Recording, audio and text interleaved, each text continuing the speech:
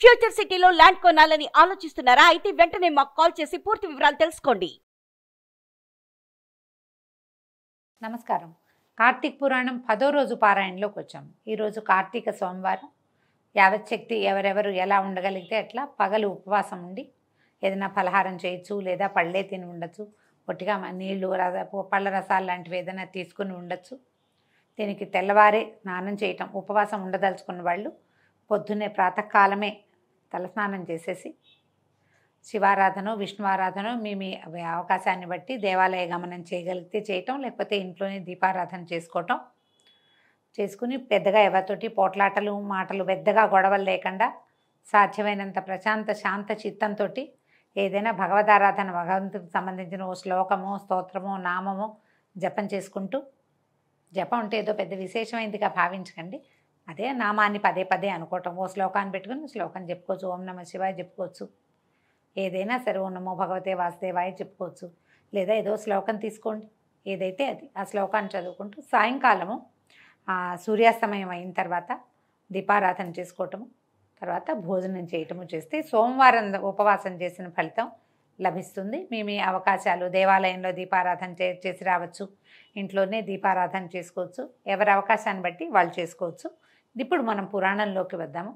నారద మహాముని ఒకసారి విష్ణుమూర్తికి చెప్పాడట, భూలోకంలో వేద విధులు అంటగట్టయి అడుగంటయి, జ్ఞానులు సైతం గ్రామ్య సుఖాలకి లోనైపోతున్నారు, ప్రజలంతా వికర్ములుగా ఉన్నారు, వాళ్ళు ఎట్లా విముక్తులవుతారో తెలియక నేను దుఃఖితుండవుతున్నాను అని విన్నవిస్తే దాన్ని విశ్వసించిన నారాయణుడు పత్ని సమేతంగా వృద్ధ బ్రాహ్మణ రూపాన్ని ధరించి తీర్థక్షేత్రాదులలో బ్రాహ్మణ పరిషత్ పట్టణాల్లోనూ పర్యటించేవాడు. కొంతమంది అతిథి సత్కారాలు చేశారు, కొంతమంది హేళన చేశారు, ఇంకొంతమంది లక్ష్మీనారాయణల ప్రతిమా విశేషాలని పూజిస్తూ వీళ్ళని తిరస్కరించారు.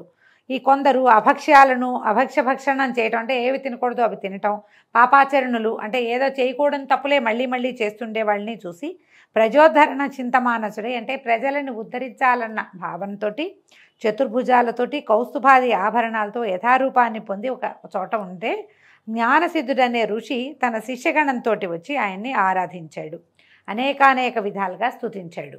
ఈ జ్ఞానసిద్ధుడు చేసిన స్తోత్రం చాలా అద్భుతమైందండి. నువ్వు ప్రపంచాన్ని నిర్మాణ శక్తివి, ప్రపంచాన్ని నడిపిస్తావు, నీలాంటి వాడివి నువ్వే నాయన, నీ నామం అనే పడవ చేతే ఈ సంసార సాగరాన్ని తరిస్తారు ప్రజలు.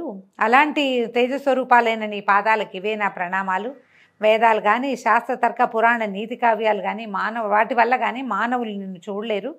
నీ పాదసేవ భక్తి పురాణ నీతి కావ్యాదులు అనే అంజనాలని అంటే నీ పాదసేవ భక్తి అనే అంజనాన్ని అంటే అలాంటి కాటుకని ధరించిన వాడు మాత్రమే నీ రూపాన్ని భావించగలుగుతారు, ఆత్మస్వరూపునిగా గుర్తించగలుగుతారు. ప్రహ్లాదుడు, ధ్రువుడు, మార్కండేయుడు, విభీషణుడు, ఉద్ధవుడు, గజేంద్రాది భక్తకోటలని రక్షించిన నీ నామస్మరణ మాత్రం చేతనే సమస్త పాపాలు నశించిపోతున్నాయి.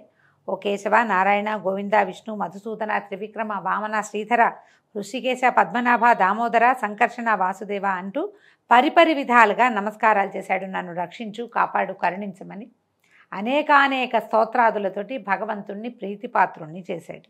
ఈ విధంగా తెరిపిలేని పారవస్యంతో తనని స్తుతిస్తున్నటువంటి జ్ఞానసిద్ధుణ్ణి చూస్తూ భగవంతుడు చెప్పాడట, నీ స్తోత్రానికి నేను సంతోషభరితుడయ్యాను, ఏం వరం కావాలో కోరుకోమన్నారు. అనేసరికల్లా ఈయనంటున్నాడు జ్ఞానసిద్ధుడు, జగన్నాథ, నీకు నా యందు అనుగ్రహమే ఉన్నట్లయితే నాకు సాలోక్యాన్ని అంటే వైకుంఠాన్ని ప్రసాదించమని కోరుకున్నాడు జ్ఞానసిద్ధుడు. తథాస్తు అని దీవించి తార్క్యవాహనుడైన శ్రీహరి ఇట్లా చెప్పాడు, నీ కోరిక తప్పకుండా నెరవేరుతుంది. కానీ అత్యంత దురాత్మలతో నిండిపోతున్న ఈ నరలోకంలో మహాపాపాత్ములు సైతము సులువుగా తరించే సూత్రాన్ని చెప్తున్నాను విను. నేను ప్రతి ఆషాఢ శుద్ధ దశమి నాడు లక్ష్మీ సమేతుడినై పాలసముద్రంలో పవళించి కార్తీక శుద్ధ ద్వాదశి నాడు మేల్కొంటాను.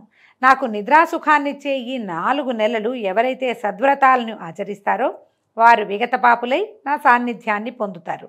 విజ్ఞులు వైష్ణవులు అయిన నీవు నీ సహవ్రతులు కూడా నేను చెప్పిన చాతుర్మాస్య వ్రతాచరణని చేయండి. చాతుర్మాస్య వ్రతాచరణ శూన్యులైన వాళ్ళు బ్రహ్మహత్యాపాతక ఫలితాన్ని పొందుతారని తెలుసుకోండి. ఎవరైతే చాతుర్మాస్యం చేయరో వాళ్ళకి బ్రహ్మహత్యాపాతకం వస్తుంది. చాతుర్మాస్యం అంటే ఏమిటి?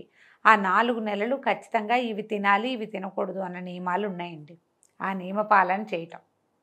ఈ 4 నెలలు ప్రయాణాలు చేయకూడదు, ఒకే చోట ఉండాలంటారు. అట్లా అవకాశం ఉన్నవాళ్ళు దీని ఏంటంటే ఇందులో కూడా సంసారులకు ఒక రకమైన చాతుర్మాస్యం, సన్యాసులకు ఒక రకమైన చాతుర్మాస్యం చెప్పబడింది. ఇది చాతుర్మాస్యము, ఈ 4 నెలలు స్వామి పడుకుంటాడు అన్న ఒక్క ఇంగితం ఉంటే చాలు. అయితే ఈయన చెప్తున్నారు, నిజానికి నాకు నిద్ర, మెలకువ, కళ అనేటువంటి అవస్థాత్రయం ఏది లేదు. భగవంతుడికి నిద్ర ఏమిటండి, ఆయన పడుకుంటే మనం ఏమైపోతాం? నిద్ర మిషతో పడుకుంటాడు అంతే, ఆయన ఏమి నిద్రపోడు. ఆయనే స్వయంగా చెప్తున్నాడు, నేను వాటికి అతీతుణ్ణి, అయినా నా భక్తులను పరిరక్షించటానికి నేను అలా నిద్రామిషతో జగన్నాటక రంగాన్ని చూస్తుంటానని గుర్తించు. చాతుర్మాస్యాన్నే కాకుండా నీవు నాపై చేసిన స్తోత్రాన్ని త్రికాలములందు పఠించే వాళ్ళు కూడా తరిస్తారు. వీటిని లోకంలో ప్రచారం చేసి లోకోపకారానికి నడుం కట్టు అని ఈ విధంగా తెలియజేసి ఆదినారాయణుడు లక్ష్మీ సమితుడై ఆషాఢ శుక్ల దశమి నాటి రాత్రి పాల సముద్రాన్ని చేరి శేషతల్పం మీద శయనించాడు. ఇప్పుడు అంగిరసులు చెప్తున్నారనమాట, ఇది విషయంగా నీవు అడిగిన చాతుర్మాస్య మహిమ ఇది. దురాత్ములైనా పాపులైనా సరే హరిపరాయణులైన వాళ్ళు ఈ చాతుర్మాస్య వ్రతాచరణ చేస్తే ప్రతి వాళ్ళు ఎవరైనా అన్ని జాతుల వాళ్ళు కూడా తరించి తీరుతారు. ఈ వ్రతాన్ని చేయని వాళ్ళు గోత్రహత్యా ఫలాన్ని, 1,000,000 జన్మలు సురాపానం చేసిన పాపాన్ని పొందుతారు. ఇప్పుడు చూడండి, సురాపానం చేసిన వాళ్ళకి పాపం వస్తుందని చెప్తున్నారు. ఇప్పుడు అందరూ తాగేస్తున్నారు, అందరూ పాపాత్మలే, అందుకే కలియుగాంతం వస్తుందని చెప్పుకుంటున్నాం మనం. శ్రద్ధాభక్తులతోటి దీన్ని ఆచరించే వాళ్ళు 100 యజ్ఞాలు చేసిన ఫలాన్ని, అంత్యంలో విష్ణులోకాన్ని పొందుతారు అని చెప్పబడింది. తర్వాత జనకుని కోరిక మీద వశిష్ఠుడు ఇంకా ఇలా చెప్తున్నాడట, ఈ కార్తీక మహాత్మ్యాన్ని గురించి అత్రి అగస్త్య మహామనుల మధ్య జరిగినటువంటి సంవాదాన్ని తప్పకుండా తెలుసుకోవాలి. ఒకనాడు అత్రి మహాముని అగస్త్యుని చూసి, కుంభసంభవ, లోకత్రయోపకారం కోసం కార్తీక మహాత్మ్య బోధకమైన ఒకానొక హరిగాథని వినిపిస్తాను విను. వేదంతో సమానమైన శాస్త్రము కానీ, ఆరోగ్యానికి ఈడైన ఆనందము కానీ, హరికి సాటి అయిన దైవము కానీ, కార్తీకంతో సమానమైన నెల కానీ లేవు. కార్తీక స్నాన దానాలు విష్ణువర్చన వలన సమస్త వాంఛలు నెరవేరుతాయి. అంటే కార్తీక స్నానం వల్ల, దీపం వల్ల, దానం వల్ల, విష్ణువర్చన వల్ల కూడా సమస్తమైన కోరికలు నెరవేరుతాయట. ముఖ్యంగా కలియుగ ప్రాణులు కేవలము విష్ణు భక్తి వలన మాత్రమే విజయ వివేక విజ్ఞాన యశోధన ప్రతిష్టాన సంపత్తులను పొందగలరు. ఇందుకు సాక్షిభూతంగా పురంజయుడనే రాజుగారి యొక్క ఇతిహాసాన్ని చెప్తాను వినమన్నారు. త్రేతాయుగంలో సూర్యవంశ క్షత్రియుడైన పురంజయుడు అనేవాడు అయోధ్యని పరిపాలించేవాడు. సర్వశాస్త్ర కోవిదుడు, ధర్మజ్ఞుడు అయిన రాజు అత్యధికమైన ఐశ్వర్యం కలగడంతో అహంకరించిన వాడే, బ్రాహ్మణ ద్వేషి, దేవబ్రాహ్మణ భూహర్త, సత్య శౌచ విహీనుడు, దుష్టపరాక్రమ యుక్తుడు, దుర్మార్గవర్తనుడు అయి ప్రవర్తించడం మొదలుపెట్టాడు. ఎవరికైనా డబ్బులు వస్తే ఇలాగే అవుతారండి, అందరూ కాదు కానీ అవుతారు. మన నడమంత్రపు సిరి నరాల మీద పుండు అంటారు, మరి ఆగలేరన్నమాట, వాళ్ళు ఏమితో పేలిపోతారు. ఈ రాజుగారు కూడా అలాగే అయిపోయాడు. తద్వారా అతని ధర్మబలం నశించడంతో సామంతులైన కాంభోజ కురుజాదులు అనేక మంది ఏకమై చతురంగ బలాలతో వచ్చి అయోధ్యను చుట్టి ముట్టడించారు.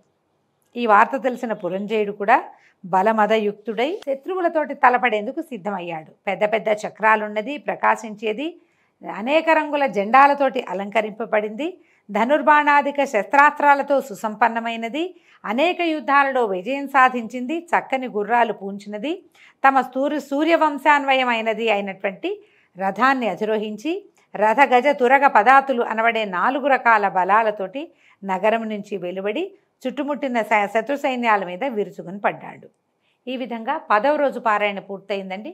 రేపు ఉదయం 11వ రోజు పారాయణతోటి మళ్ళీ కలుసుకుందాం.